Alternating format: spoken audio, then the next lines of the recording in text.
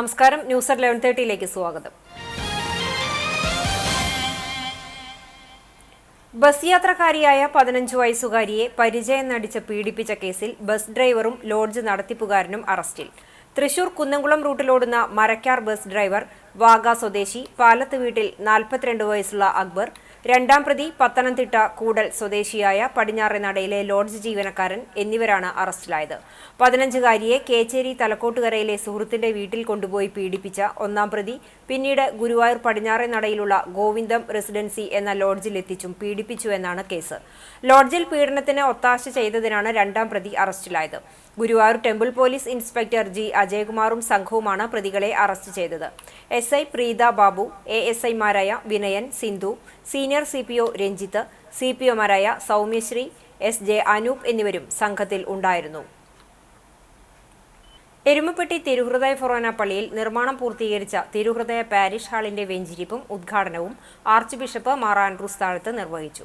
വികാരി father Joshi Aloor, assistant വികാരി father Jees Akkarappattekkal, ഇടവകംഗം ഫാദർ മനോജ് കീഴൂർ മുട്ടിക്കൽ എന്നിവർ സഹകാർമ്മികരായി.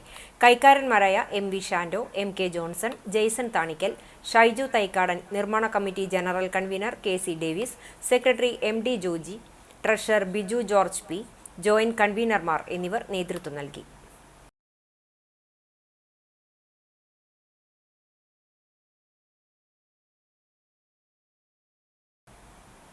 രാജ്യത്ത് കോവിഡ് രോഗികൾ 5000 കടന്നു. ആകെ ആക്റ്റീവ് കേസുകൾ 5364ആയി. 498 പേർക്കാണ് രാജ്യത്ത് 24 മണിക്കൂറിനിടെ രോഗം സ്ഥിരീകരിച്ചത്. 4 കോവിഡ് മരണവും സ്ഥിരീകരിച്ചു. കേരളത്തിൽ മാത്രം 2 മരണമാണ് സ്ഥിരീകരിച്ചത്. 74 വയസ്സുകാരിയും 79 വയസ്സുകാരനുമാണ് കേരളത്തിൽ കോവിഡ് ബാധിച്ച് മരിച്ചത്. 24 മണിക്കൂറിനിടെ കേരളത്തിൽ 192 പേർക്ക് കോവിഡ് സ്ഥിരീകരിച്ചു. രാജ്യത്തെ കോവിഡ് കേസുകളിൽ 31% കേരളത്തിലാണ്. രാജ്യത്ത് കോവിഡ് കേസുകൾ ഉയരുന്ന സാഹചര്യത്തിൽ സംസ്ഥാനങ്ങളോട് മുന്നൊരുക്കങ്ങൾ ഊർജിതമാക്കാൻ കേന്ദ്ര ആരോഗ്യ മന്ത്രാലയം കഴിഞ്ഞ ദിവസം നിർദ്ദേശം നൽകിയിരുന്നു. ഓക്സിജൻ, ഐസൊലേഷൻ കിടക്കകൾ, വെന്റിലേറ്ററുകൾ, അവശ്യ മരുന്നുകൾ എന്നിവയുടെ ലഭ്യത ഉറപ്പാക്കാനാണ് നിർദ്ദേശം നൽകിയത്. രോഗവ്യാപനം തടയുന്നതിനായി ജനങ്ങൾ ശുചിത്വം പാലിക്കണം. തുമ്മുമ്പോഴും ചുമയ്ക്കുമ്പോഴും അണുക്കൾ പടരാതെ ശ്രദ്ധിക്കണം. രോഗങ്ങളുള്ളവർ ആൾക്കൂട്ടങ്ങളിലേക്ക് പോകരുതെന്നും നിർദ്ദേശമുണ്ട്. പരിശോധന കൂട്ടാനും നിർദ്ദേശമുണ്ട്. ജൂൺ 5 പരിസ്ഥിതി ദിനാചരണത്തിന്റെ പ്രാധാന്യം ഉൾക്കൊണ്ട് മേഖലയിൽ വിവിധ സംഘടനകളുടെയും ക്ലബ്ബുകളുടെയും സഹകരണ സ്ഥാപനങ്ങളുടെയും വിദ്യാലയങ്ങളുടെയും നേതൃത്വത്തിൽ ദിനാചരണം നടത്തി. വിശദാംശങ്ങളിലേക്ക്. പഴഞ്ഞിമാർ ബസേലിയോസ് സ്കൂളിൽ നടത്തിയ ചടങ്ങിൽ സ്കൂൾ പ്രധാനാധ്യാപകൻ G. ജോർജ് അധ്യക്ഷത വഹിച്ചു. സ്കൂൾ പരിസരത്ത് മുന്തിരിച്ചെടി നട്ട് MD കോളേജ് ലെക്ചറർ റിജിമോൻ ഉദ്ഘാടനം ചെയ്തു. President Jimon James, MPTA president Jubi Saji തുടങ്ങിയവർ സംസാരിച്ചു. ഹരിതഭാവിക്ക് ഒരു കയ്യൊപ്പ് എന്ന പരിപാടിയും സംഘടിപ്പിച്ചു. നെല്ലിക്ക വിതരണം ചെയ്ത് പരിസ്ഥിതി ദിന സന്ദേശം കൈമാറുകയും കുട്ടികളുടെ ഹരിതസഭ ചേരുകയും പരിസ്ഥിതി ദിന പ്രതിജ്ഞ എടുക്കുകയും ചെയ്തു. ഭൂമിക്കായി ഒരു സ്നേഹസമ്മാനം തുടങ്ങിയ പദ്ധതികൾക്ക് തുടക്കം കുറിക്കുകയും കുട്ടികളുടെ പ്രസംഗം, കവിതാലാപനം, പോസ്റ്റർ നിർമ്മാണം, ഫോട്ടോഗ്രാഫി തുടങ്ങിയ വിവിധ മത്സരങ്ങളും സംഘടിപ്പിച്ചു. അധ്യാപകരായ ഫെമി വർഗീസ്, സിസി KT, പോൾ ഡേവിഡ് തുടങ്ങിയവർ പരിപാടിക്ക് നേതൃത്വം നൽകി. അഹമ്മദിയ മുസ്ലിം ജമാഅത്തിന്റെ യുവജന സംഘടനയായ മജ്ലിസ് ഖുദാമുൽ അഹമ്മദിയയുടെ നേതൃത്വത്തിൽ ആളൂർ മിഷൻ ഹൗസിൽ നടന്ന പരിപാടിയിൽ ആളൂർ ചാവക്കാട് അഹമ്മദിയ യുവജന സംഘടനാ പ്രസിഡന്റ് താഹിർ അഹമ്മദ് അധ്യക്ഷത വഹിച്ചു. പരിപാടിയിൽ റുസ്തം അഹമ്മദി, ഷെരീഫ് അഹമ്മദ്, അർഫാൻ അഹമ്മദ്, മൗലവി ഗുലാം അഹമ്മദ്, അംനാസ് PK എന്നിവർ സംസാരിച്ചു.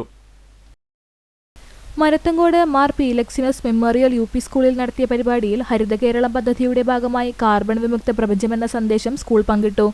പരിസ്ഥിതി ദിനാഘോഷത്തിന്റെ ഭാഗമായി Kadangode panchayat 17-ാം ward member Shri TP Lawrence പരിസ്ഥിതി ക്ലബ്ബ് ഉദ്ഘാടനം ചെയ്തു.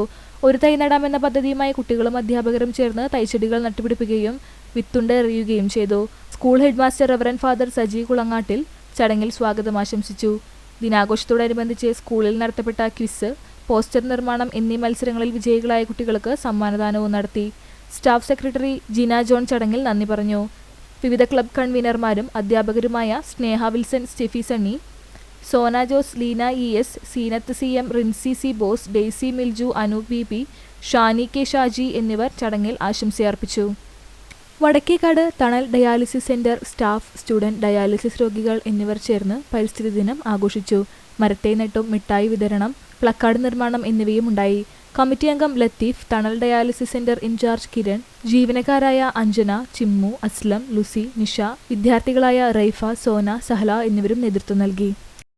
വടക്കേകാട് മന്ദാരം റെസിഡൻസ് അസോസിയേഷന്റെ നേതൃത്വത്തിൽ ജൂൺ 5-ന് വൃക്ഷത്തൈകളുടെയും വിത്തുകളുടെയും വിതരണവും SSLC +2 ഡിഗ്രി പരീക്ഷാ വിജയികൾക്കുള്ള അനുമോദനവും സ്കൂൾ വിദ്യാർത്ഥികൾക്ക് പഠനോപകരണങ്ങളുടെ വിതരണവും നടത്തി. മന്ദാരം ജംഗ്ഷനിൽ ചേർന്ന യോഗം വടക്കേകാട് ഗ്രാമപഞ്ചായത്ത് പ്രസിഡന്റ് നബീല NMK ഉദ്ഘാടനം ചെയ്തു. ക്ഷേമകാര്യ സ്റ്റാൻഡിംഗ് കമ്മിറ്റി ചെയർമാനും 16-ാം വാർഡ് മെമ്പറുമായ രുക്മിയ സുധീർ മുഖ്യാതിഥിയായി. അസോസിയേഷൻ പ്രസിഡന്റ് ഡോക്ടർ ശ്രീജിത്ത് കൽപ്പുഴ അധ്യക്ഷത വഹിച്ച യോഗത്തിൽ സുജിത്ത്, കൃഷ്ണപ്രസാദ്, ജോണി, പാവദാസ്, സുജാത, പ്രശസ്ത സുരേഷ്, വിജയൻ എന്നിവർ നേതൃത്വം നൽകി.